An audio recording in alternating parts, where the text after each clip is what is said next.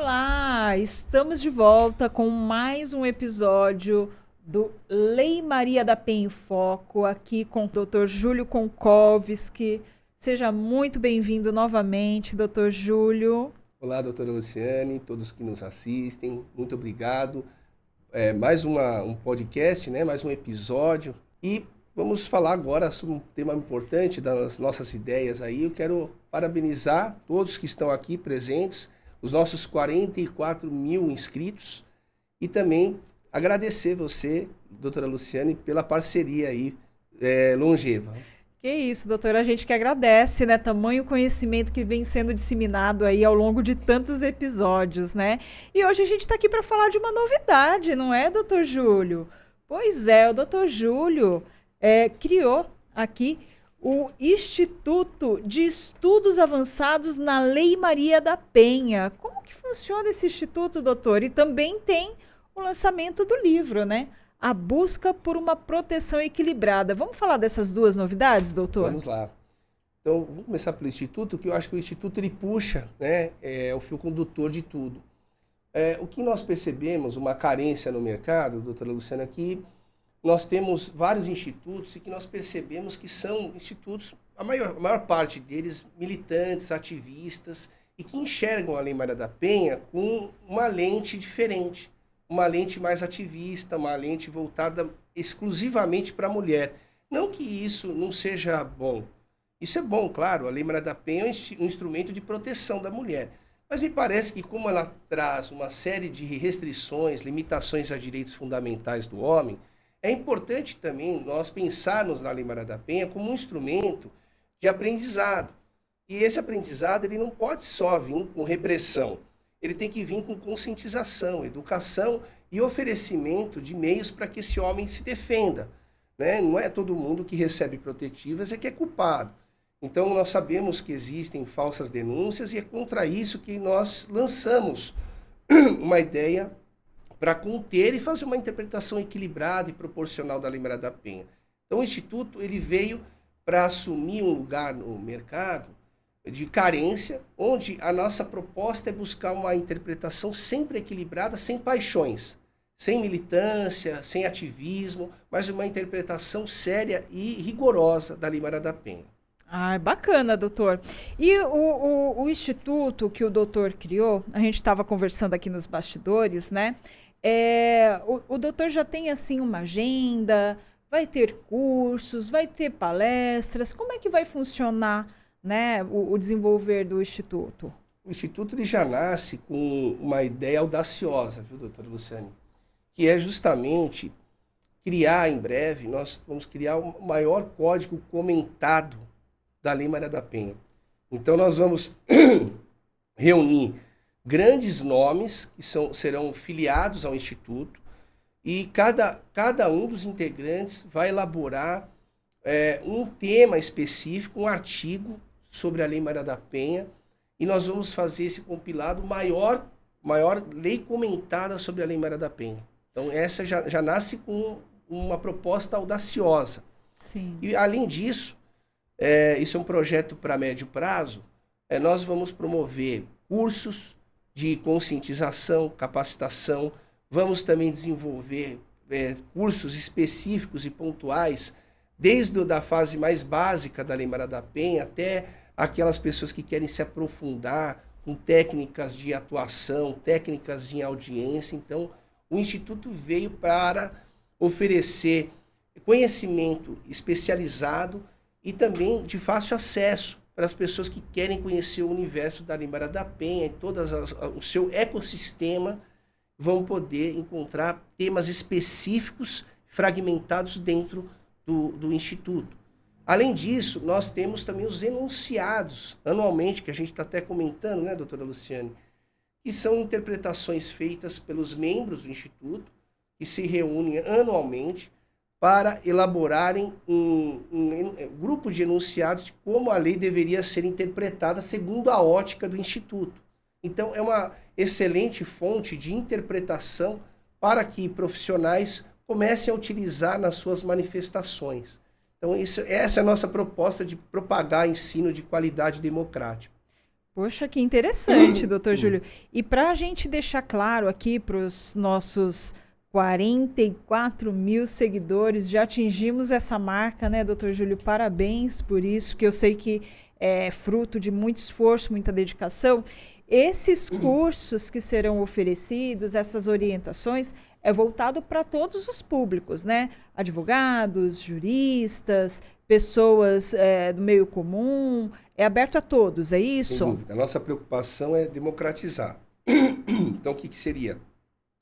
Um módulo mais simples, mais básico, para iniciantes, pessoas que não estão afeiçoadas com o direito, para alunos dos primeiros semestres do curso de direito.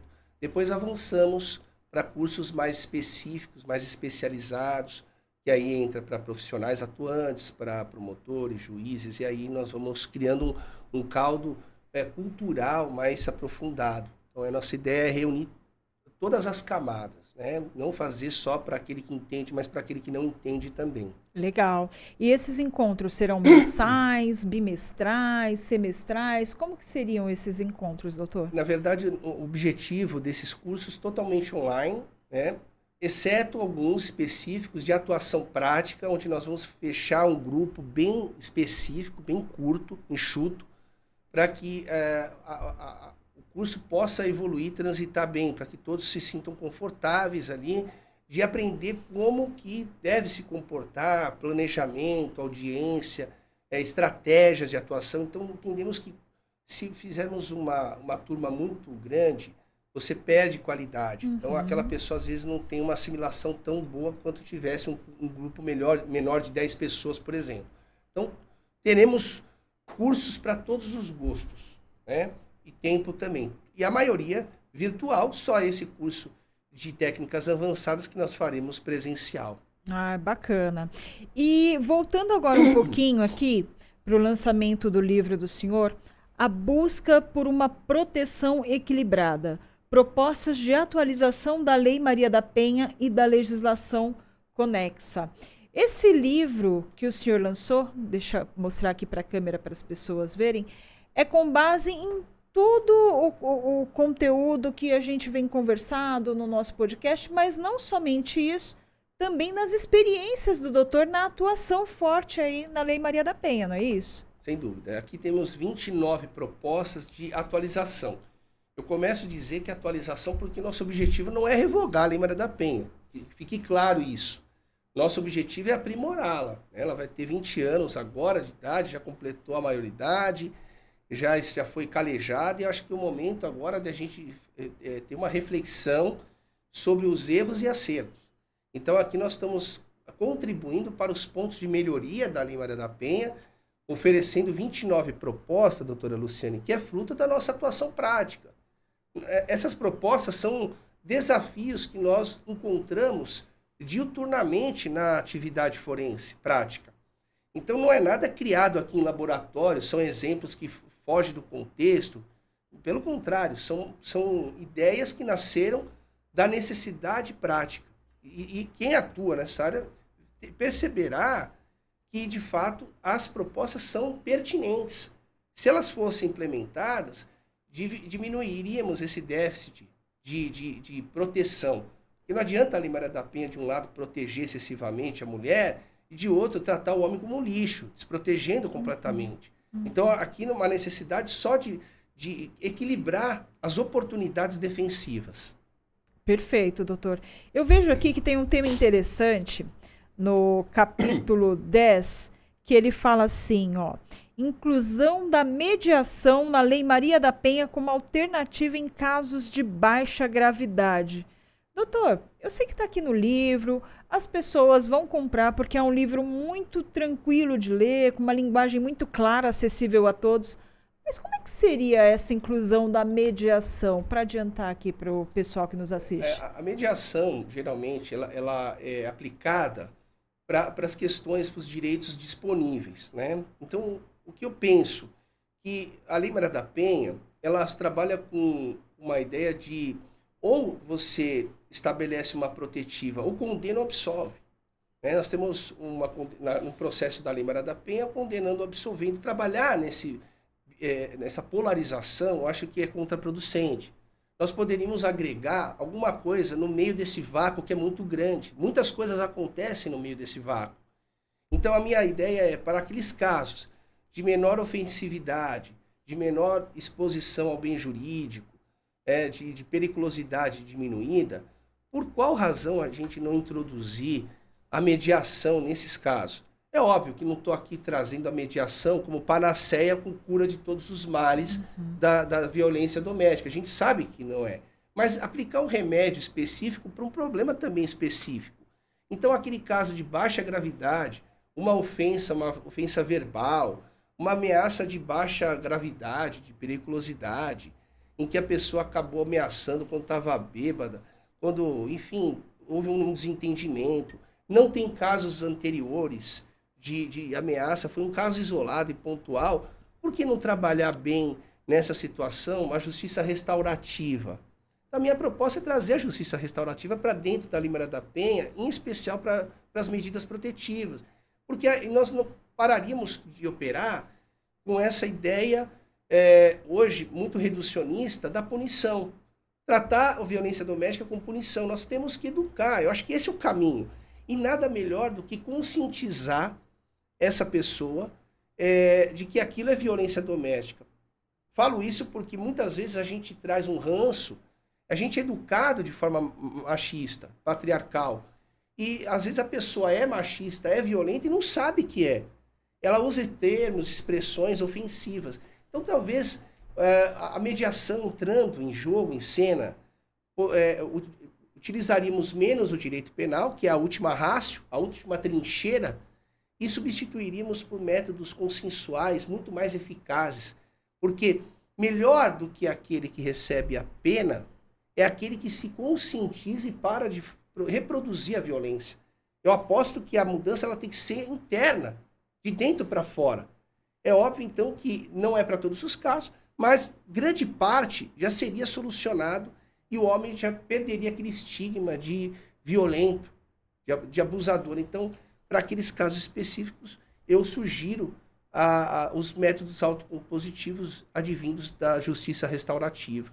E todo esse esclarecimento mais aprofundado você pode ter aqui, né, na leitura desse livro, que está muito interessante. Eu estou dando uma olhada aqui nos capítulos, tem um capítulo que me chamou a atenção, que é a criação de benefício pré-denúncia no âmbito da Lei Maria da Penha como mecanismo de prevenção, conscientização e enfrentamento da violência doméstica. O que seria? Fala um pouquinho para a gente, doutor. Veja, hoje nós temos na Justiça Comum, sem aplicar a Lei Maria da Penha, os métodos despenalizadores, que é a transação penal, a suspensão condicional do processo. Nós temos também, podemos dizer, o acordo de não persecução penal. Então, são métodos que impedem o processo ou evitam a pena. Porém, a Lei Maria da Penha, expressamente, trouxe a exclusão dos juizados especiais. Então, todos os benefícios previstos nos juizados especiais, na Lei 9099, de 95, são excluídos da Lei Maria da Penha. Assim como o acordo de não persecução penal também é excluído. Então, veja, nós trabalhamos naquela polarização, ou condena ou absolve. Nós temos que criar um mecanismo intermediário para evitar levar esse homem para um processo. Aqui não estou defendendo que existe violência doméstica leve e outra grave, que as leves não mereçam sanção, nada disso. Nós estamos criando aqui uma racionalização, evitar que, ao invés de você punir uma violência, você cometa outra, às vezes mais grave, porque os efeitos dessa condenação não tem como a gente prever. O homem perde emprego, leva estigma para sempre, evita, assim, tem uma série de complicações. Então, a nossa ideia é para aqueles casos menos graves e permitam aqui uma composição, uma forma de aplicação pré-processual, um instituto mais ou menos semelhante ao que nós temos na suspensão condicional do processo, para evitar que esse homem seja processado. Exemplo, ele se compromete a frequentar cursos de conscientização, de educação. Eu acho que isso seria muito mais eficiente, doutora Luciane, do que uma pena ao final. Nós estamos aqui buscando evoluir o sujeito e não só puni-lo. A punição, ela cria outros estigmas, cria violência, que é inata a própria pena. Agora, esses mecanismos, quando usados na dose certa e para as situações certas, ela tem muito mais eficiência do que uma pena criminal. Entendi. Doutor, e hoje no Brasil, a gente já tem algum mecanismo semelhante, algo parecido? Ou essa é uma inovação que o doutor está trazendo mesmo? Não há nada semelhante, não há nada que se aproxime disso? Não, hoje vigente no sistema, não é que não exista. Existe, mas não pode ser aplicado na Lei Maria da Penha. Então nós temos a transação penal, suspensão condicional do processo, que são institutos previstos na Lei Maria, na 9099. Ocorre que a Lei Maria da Penha impediu que eles sejam utilizados nos processos envolvendo violência doméstica. Então, a nossa ideia é restaurar algo parecido, né, para que a gente atue nesse vácuo e pare de trabalhar, elaborar com essa ideia de polarização. Mas existem projetos de leis em tramitação muito, ainda no início, incipientes, que prevê aí uma ideia de algo parecido com esse, né? De um benefício pré-processual que, uma vez aceito, extinguiria a punibilidade desse homem. Ok. Mas ainda em tramitação, não há nada ainda previsto, nada evoluído ainda. Entendi. Doutor, vamos falar um pouquinho da decisão, né, que concede a medida protetiva em si. Muitas dessas decisões, a gente percebe que elas são, em alguns momentos, padronizadas. O que eu quero dizer com isso? O afastamento do lar, né, fica 300 metros, não fala por telefone, não fala por qualquer outro meio, enfim.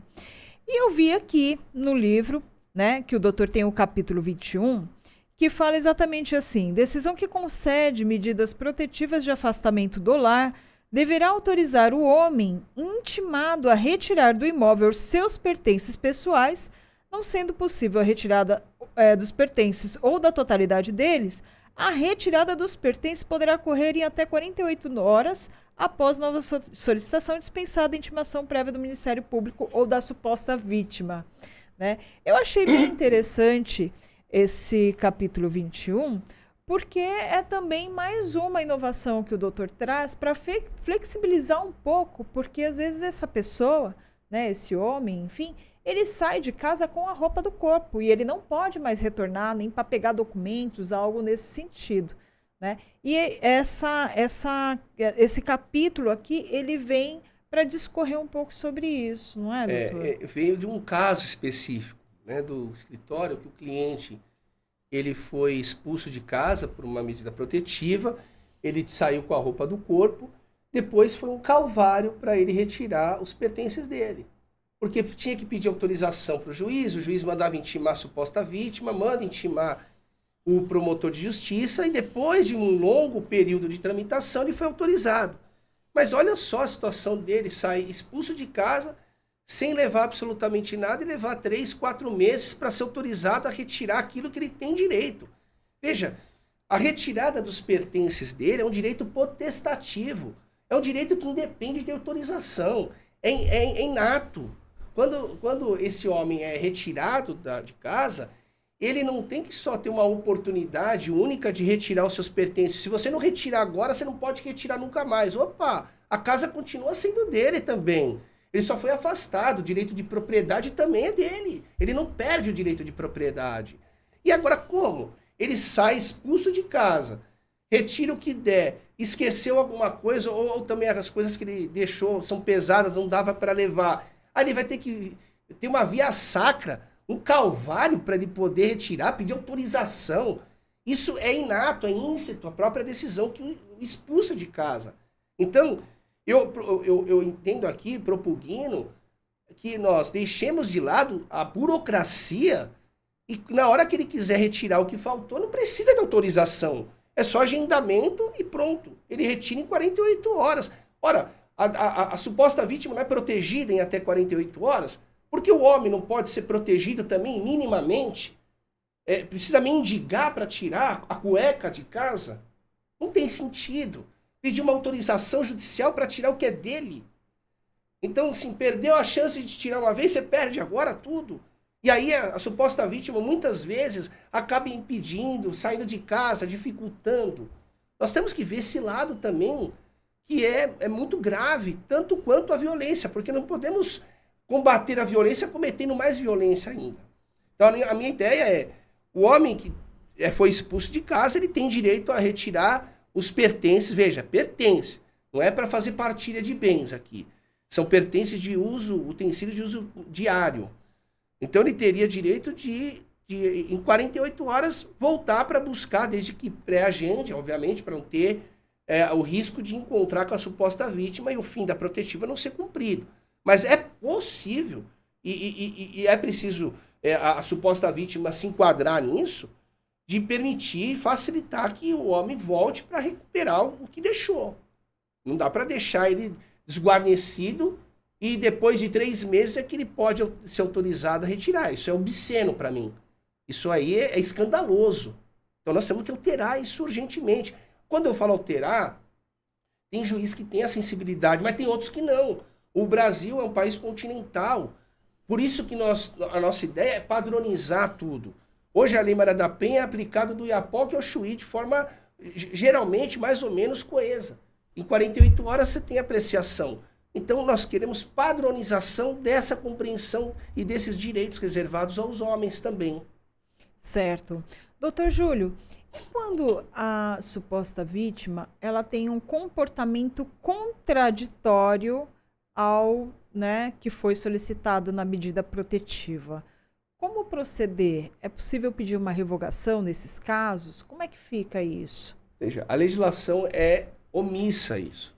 Isso é uma coisa tão evidente que até uma criança de 5 anos responde.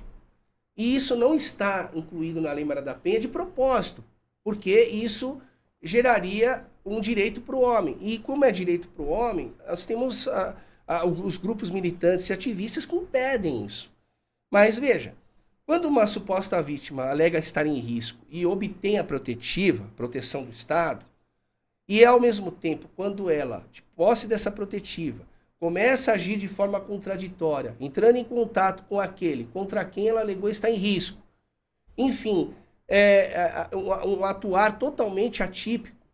Veja, não é possível sustentar uma medida protetiva face a esse comportamento.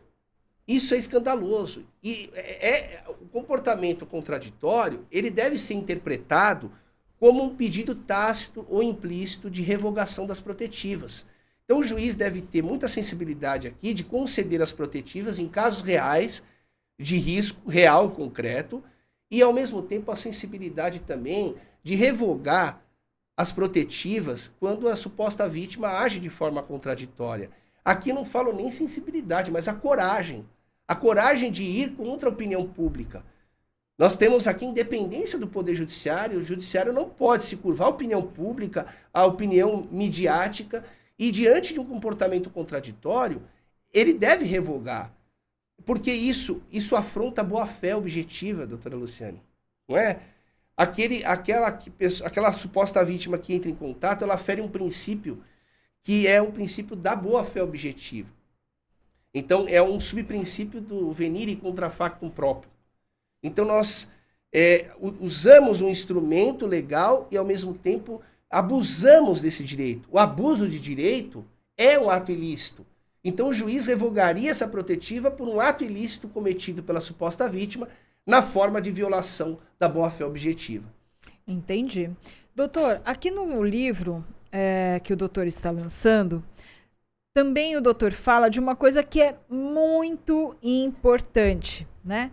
E a gente sabe que dentro da Maria da Penha isso não tem, que é a criação de um prazo para apreciação da defesa do homem intimado de medidas protetivas. Como é que funciona esse prazo? Ele existe? Existe onde? Como é que esse homem vai ter a sua defesa ali? O senhor pode explicar um pouquinho para a gente? Esse prazo existe em Marte, em outro planeta. Aqui não funciona. Aqui, a Lei Maria da Penha estabeleceu prazo em até 48 horas para apreciar pedido de concessão de protetivas. Fora isso, não tem mais prazo algum.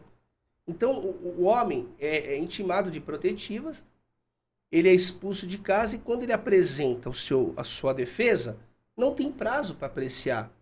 Depende da vara judicial, você pode levar até 3 meses, 4 meses. Nós estamos em Minas Gerais, o último pedido nosso foi em novembro do ano passado. Então, tem que acionar até a corregedoria. Então, não tem muito sentido como você pode proteger em excesso uma pessoa e esquecer completamente a outra. Isso não é um sistema de justiça sério. Isso não pode ser qualificado como sério. Isso é um procedimento ativista, tendencioso. Nós queremos justiça. Eu não quero benefício. Nós queremos equidade. É óbvio que a mulher precisa ser protegida imediatamente. Eu acho que esse prazo de 48 horas é até extenso. Mas negar o prazo para apreciar a defesa do homem, e se essa suposta vítima está mentindo? Nós vamos ficar com uma decisão pautada numa mentira por 3, 4 meses? Nós temos que racionalizar isso e pensarmos numa forma de também a defesa do homem ser apreciada rapidamente. Doutor, e quando a gente fala, né, que a gente fala muito a defesa do homem, enfim, né, tem pessoas que acreditam que podem ir lá e participar de uma audiência sem ter um acompanhamento de um advogado especializado na Lei Maria da Penha, enfim.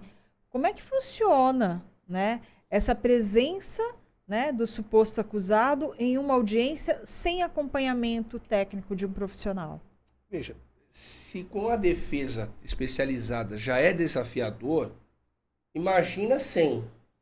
Nós estamos aqui tratando de um ecossistema. Quando eu falo ecossistema, o que eu quero dizer com isso? A Lei Maria da Penha ela é formada por diversos institutos e é uma relação dialogal que ela tem com outras esferas. Porque o direito é uma coisa só, é uno. E nós ramificamos o direito para facilitar a racionalização e o estudo e a aplicação do direito. Mas, em essência, o direito é uno. Ocorre que a Lei Maria da Penha ela é formada por vários institutos. Ela conversa com o direito civil, com o processo civil, com o direito penal, com o processo penal, com a Constituição, com os tratados internacionais de direitos humanos.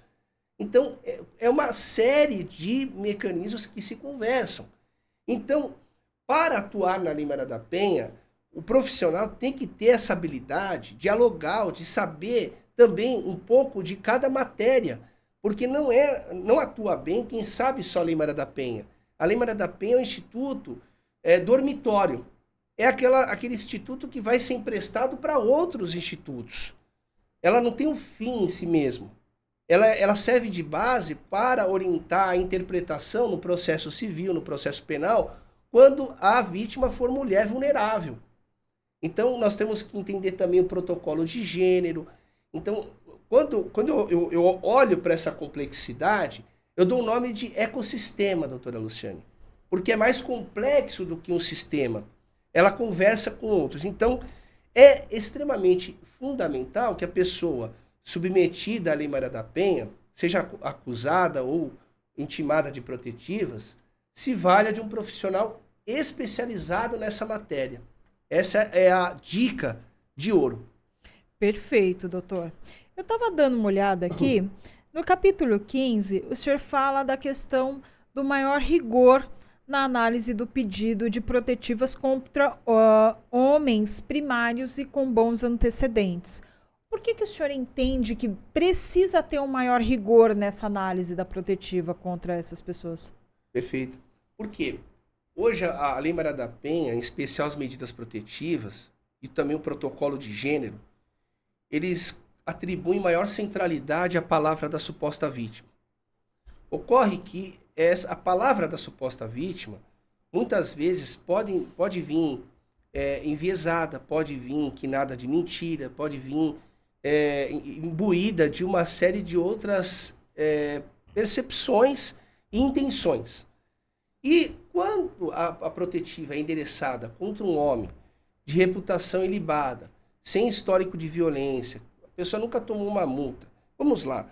O que vale mais, do meu ponto de vista? Aqui eu convido vocês para também pensarem juntos. A palavra de uma pessoa que se diz vítima, e muitas vezes está atrelada a um contexto de divórcio, de partilha de bens, de guarda, de visitas, ou a história, a reputação do homem de 30, 40, 50 anos, que nunca pisou numa delegacia, que nunca tomou uma multa, que não tem nem um nome sujo. Por que atribuir valor maior a uma declaração simples, um desejo de uma mulher que se diz vítima, e desprezar completamente o histórico de uma pessoa? A história de uma pessoa não tem como mentir. Agora, a palavra, sim. Qualquer pessoa que se declare vítima vai ter direito a uma protetiva. Será que esse é o caminho? Então eu convido vocês e provoco também para uma reflexão.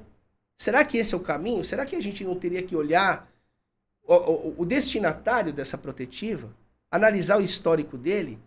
Ora, uma pessoa com 50 anos, sem nunca ter pisado numa delegacia, e agora tem uma denúncia aqui, um BO, contra ela, dizendo que ele é uma pessoa extremamente perigosa. Será mesmo? Então eu acho que a gente tem que levar mais a sério, com responsabilidade, a vida pregressa do homem, quando ele tem primário, bons antecedentes, né?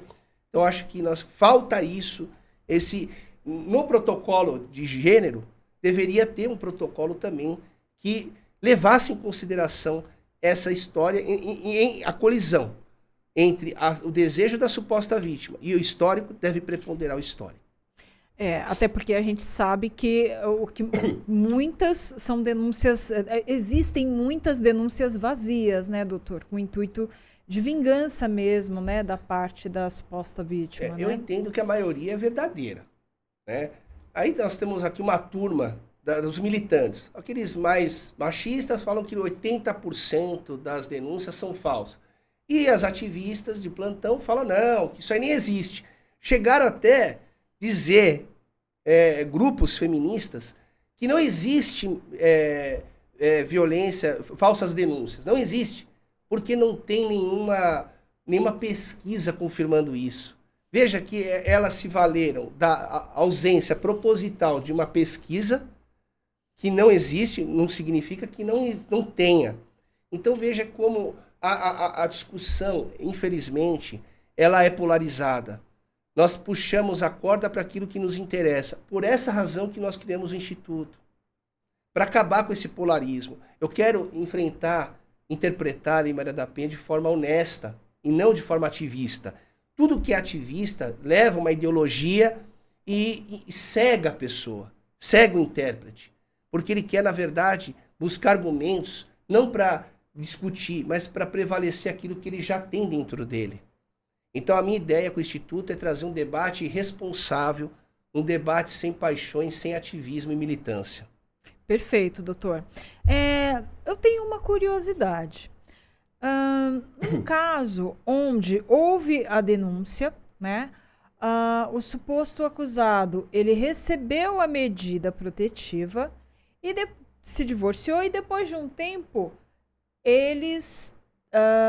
a esposa e eles voltaram e se casaram, né? E o processo está correndo. Como é que funciona a defesa nesse caso, doutor? É simplesmente, casei e acabou? Como é que funciona? Aí nós temos que diferenciar a protetiva do processo criminal correlato. Então, se, por exemplo, nós temos uma protetiva e um processo penal correlato e as partes se reconciliam. Isso acontece muito. Então, nesse caso, segundo a minha proposta, a reconciliação já é causa automática de revogação das protetivas. Não tinha que pedir para o juiz. Ora, se a protetiva é concedida porque a suposta vítima quis, por que para revogar ela não pode mais? Dá a impressão até que quando a suposta vítima tem que pedir para revogar, esperar uma autorização que pode não ser a favor dela, está tratando a mulher como incapaz. Você não é capaz para decidir se vai revogar ou não. O Estado não conhece da sua vida, não sabe da sua rotina. Como que ele pode avaliar se no seu caso você está certo ou está errado? Então eu já parto desse princípio. Mas nesse caso da reconciliação, eu entendo que aqui é um caso típico, clássico, de revogação tácita. Mas hoje não funciona assim, tá, pessoal? Aqui é a minha crítica, aqui é a minha proposta de alteração. Se for reconciliar, só se reconcilia depois que a suposta vítima pediu a revogação. Não reconcilie debaixo das protetivas. Porque pode acontecer de uma nova discussão, acontecer a suposta vítima ligar para a polícia chegar, presenciar você no mesmo recinto que a suposta vítima, debaixo da protetiva, você vai preso, homem. Então, hoje, antes de reconciliar, exija a revogação. Senão, nada feito. Agora, se houver um processo criminal, a maioria dos processos criminais são de ação pública incondicionada. Então, não adianta a reconciliação. Para o juiz não interessa se as partes se reconciliaram. Porque o processo penal ele é focado no passado. Então, o juiz quer saber se houve a violência no passado. Dali para frente, ele não interessa o que aconteceu. Então, o homem poderia ser condenado mesmo se tivesse reconciliado com a suposta vítima. Então, nós temos que avaliar o que nós estamos tratando, se é protetivo ou processo criminal. Na protetiva, exige-se aqui a revogação, é perfeitamente possível e normal. No processo criminal, já não, porque aqui entram outros princípios da indisponibilidade. Perfeito, doutor. Muito bem esclarecido, por sinal.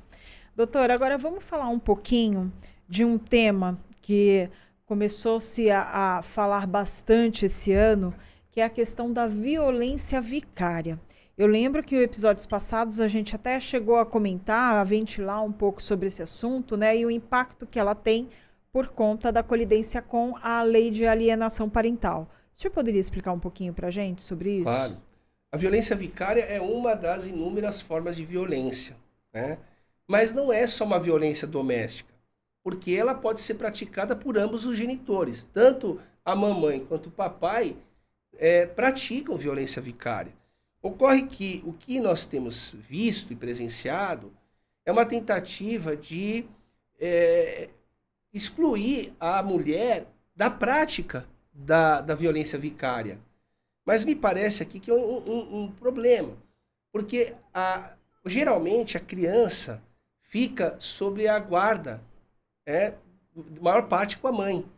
Então há uma tendência da mulher praticar violência vicária com mais frequência do que o homem, que está com menos tempo de convivência. Isso não é uma regra, tá? Aqui é uma constatação, porque quem exerce maior influência sobre a criança é geralmente aquele genitor que tem mais tempo de convivência.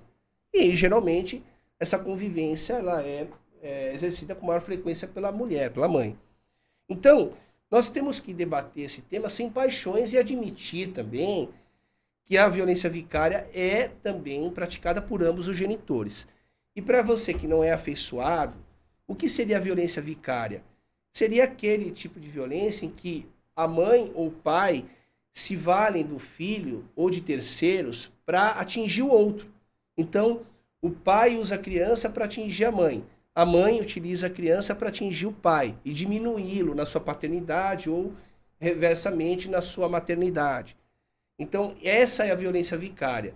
E é uma das inúmeras formas de violência. Tanto é que o artigo 7º da Lei Maria da Penha, ela estabeleceu um rol muito amplo, exemplificativo, porque o legislador, com sabedoria, ele não estabeleceu um rol fixo, rígido, do que seja violência.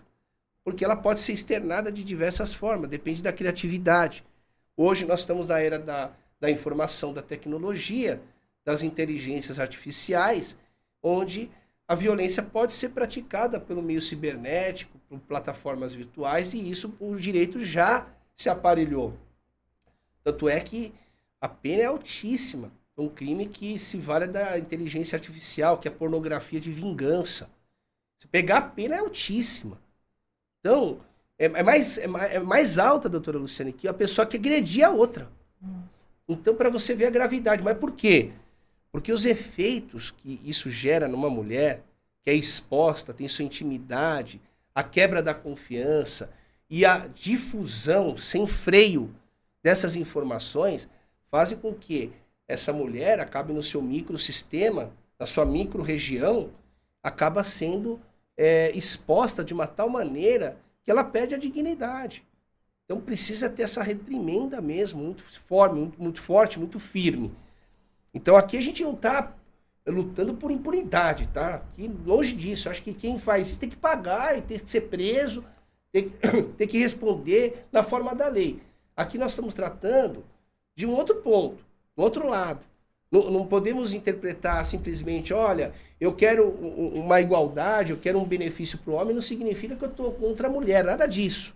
Tá? Então, nós somos totalmente a favor da Lei Maria da Penha, só lutamos para que seja estabelecido um equilíbrio maior e permita que esse homem também se defenda com eficiência. Doutor, chegamos ao final do nosso episódio. Quero agradecer aqui a presença do doutor, todos os esclarecimentos e convidar a todos, né, para o lançamento do livro do doutor, A Busca por uma Proteção Equilibrada, que o doutor vai divulgar logo, né, a data do lançamento e também a data da inauguração do Instituto de Estudos Avançados na Lei Maria da Penha.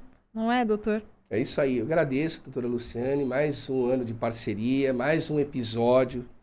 E agradecer a todos vocês que nos assistem, vocês que são inscritos. Eu acho que tudo isso é feito em razão de vocês, esse apoio de todo mundo, dessa parceria também, o Danilo, da Infobyte, doutora Luciane, que se disponibiliza. Tudo aqui é gratuito, ninguém ganha, né? Pelo contrário, a gente doa nosso tempo para algo que nós acreditamos. E lembrar sempre que a proteção da mulher é sempre a nossa prioridade. E em breve nós divulgaremos o lançamento do livro e também, ao mesmo tempo, o lançamento do Instituto, que já está rodando. Você que esteja interessado, você pode se inscrever lá no Instituto, recebendo notícias especializadas, notícias em primeira mão sobre o universo, o ecossistema da Lei Maria da Penha. E aqui agradeço mais uma vez, espero que gostem das ideias e se tiver alguma sugestão também, sejam muito bem-vindos. E agradeço mais uma vez, doutora Luciane, e se esse podcast fez sentido para vocês, compartilhe ele, dê o seu like, junte-se a nós, porque aqui é o Fio do Bigode, e lembre-se, respeite as mulheres. Obrigada a todos, até o próximo episódio. Tchau, tchau.